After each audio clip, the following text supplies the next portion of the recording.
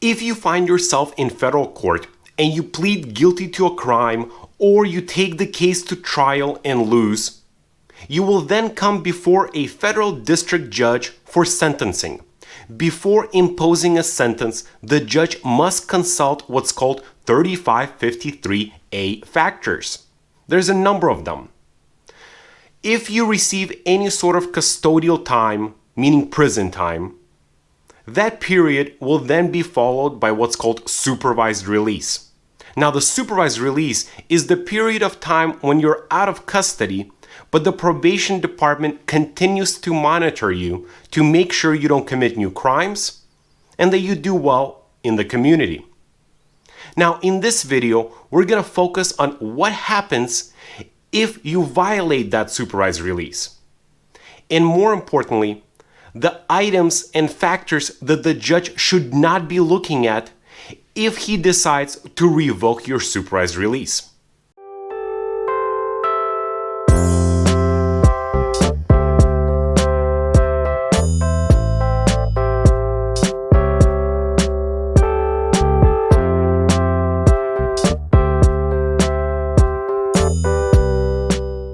Before we discuss 3553A factors, let me first share a fun fact with you. In 1984, when Congress first created supervised release, the statute did not give the district judge authority to revoke that supervised release. I guess the idea was that being in contempt of court would be enough deterrence for somebody not to violate their conditions of supervised release. And maybe there was something else in mind. And let me share that at the end of the video, because it will make more sense. Unsurprisingly, the factors we'll be discussing today can be found in 18 United States Code section 3553A, which tells the court when they're gonna be sentencing somebody in the original crime, the court shall impose a sentence sufficient, but not greater than necessary to comply with the purposes found in paragraph 2 of this subsection. So let's move on to that. Let's take a look at paragraph 2. Under paragraph 2, before imposing a particular sentence, the court shall consider the need for the sentence to reflect the seriousness of the offense, to promote respect for the law, and to provide just punishment for the offense. That's your letter A there. Under B, to afford adequate deterrence to criminal conduct. C, to protect the public from further crimes. And D, to provide the defendant with needed educational or vocational training, medical care, or other correctional treatment in the most effective manner. Before imposing a sentence, the district judge will then consider 6 other factors. And remember, we went out of order, so we just discussed the second factor. Now back to the first, and perhaps the most important one to me as a defense attorney. Before imposing a sentence, the judge must consider the nature and circumstances of the offense, and the second part, the more important one to me, the character and history of my client. This is the reason, if you're my client, I always tell you to bring good character letters, licenses, your volunteering information, anything that's positive about you. Because after all, by the time we get to sentencing, that information will not just be dropped on my desk. It comes from you. I need good character letters in order to write to the judge a good and convincing sentencing memorandum to convince him to sentence you to a lower sentence.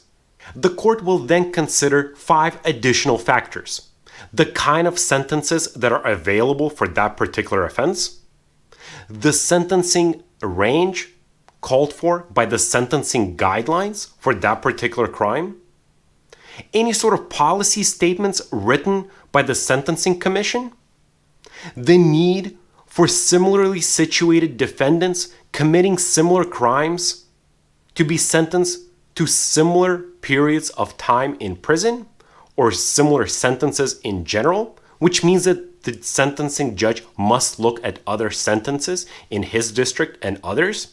And finally, the restitution that needs to be paid to the victims. The factors we just discussed are all relevant for the district judge before imposing a sentence on the original crime.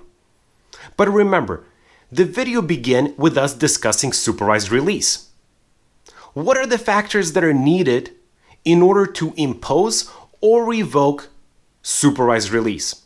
Those can be found in section 3583, which references 3553 factors. Now, I'm going to put it down below in the video. Take a look at the statute. Give it a second. Do you see any factors missing? You do. There is one missing, and it's the very first one we discussed in this video. It is factor 2A.